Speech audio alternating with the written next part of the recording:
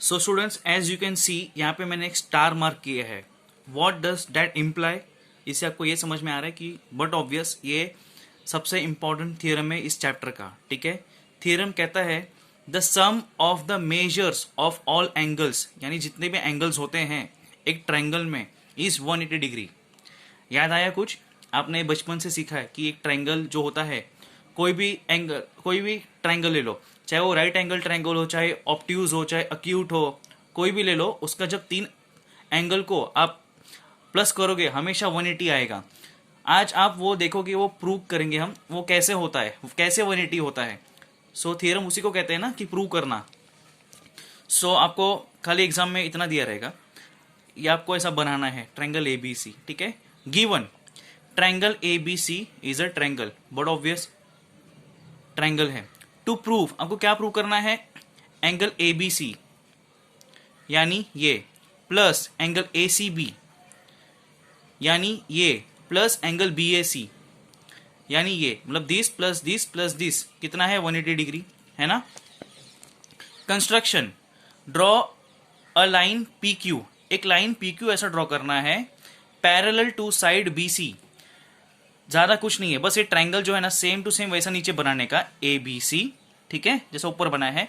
और एक लाइन बनाओ पी क्यू. वो लाइन कैसा होना चाहिए? बी सी के पैरेलल.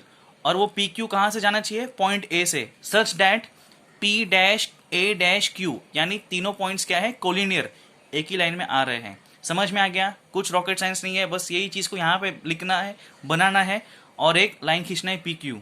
ठीक है, देखना भी कैसे आसान स्टेप्स में हो जाएगा. सर थोड़ा ध्यान देना बच्चों, यहाँ पे आपका कॉन्सेंट्रेशन लेवल बहुत हाई होना चाहिए. So proof, line P Q is parallel to line B C, है ना.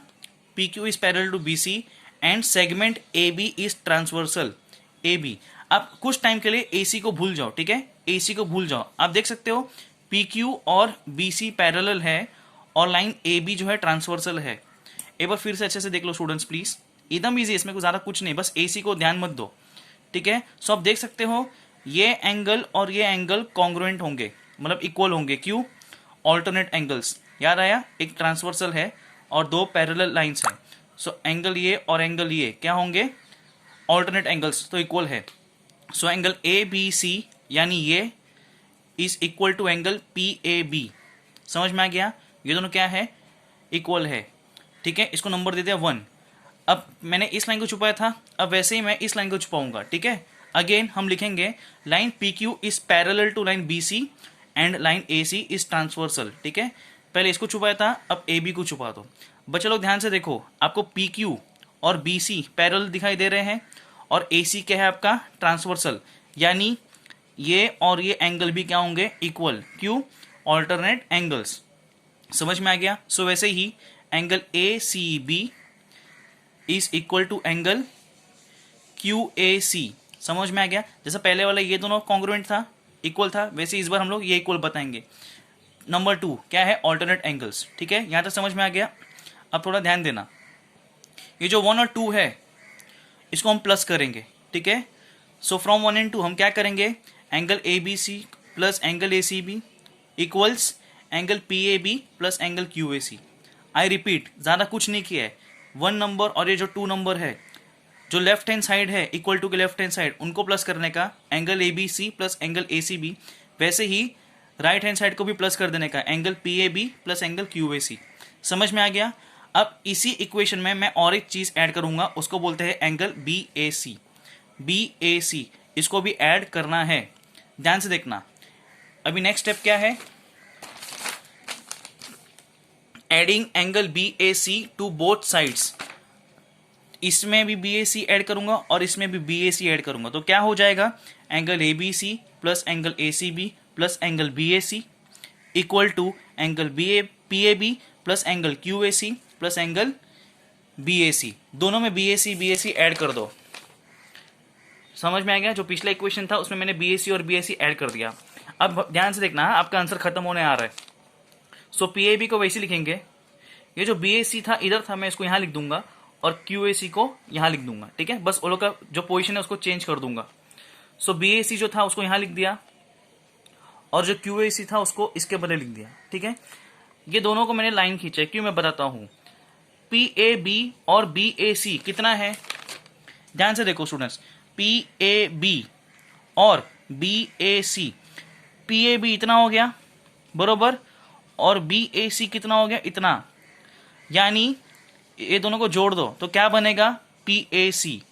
आई रिपीट, PAB और BAC, ये आपका PAB है, ये आपका BAC है, BAC, ये दोनों एंगल को ज्वाइन कर दूंगा तो पूरा कितना होगा, ये PAC। समझ में आ गया, इसलिए ये दोनों एंगल के बदले क्या लिखूंगा मैं, PAC। समझ में आ गया। फिर एंगल QAC तो वैसे का वैसे ही लिखना है। अब सबसे इंपॉर्टेंट चीज, लास्ट लाइन, खत्म हो गया आंसर। PAC और QAC, ध्यान से देखो स्टूडेंट्स, एंगल PAC मतलब ये, प्लस एंगल QAC मतलब this plus this, QAC this, ये पूरा कितना होगा, 180 डिग्री। क्यों, एंगल्स इन लीनियर पेयर। सो ये दोनों के बदले क्या लिख दूंगा मैं, 180 डिग्री। क्यों, angles in linear pair. Answer खत्म। और 180 डिग्री ये किसके इक्वल है, angle ABC plus angle ACB plus angle BAC। So last में फिर से लिखने का, ये पूरा angle is equal to 180 degree. यही हमें प्रूव करना था। चेक करना है, कर लो, हमने प्रूव कर दिया। समझ में आ गया स्टूडेंट्स। सो थ्योरम अच्छा है, इजी है, प्रैक्टिस करना है।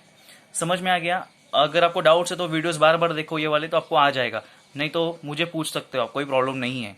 सो अच्छे से कर रहा स्टूडेंट्स, ये बहुत इंपॉर्टेंट क्वेश्चन है, एग्जाम में आता है, ठीक है, स्कोरिंग है, अच्छा है।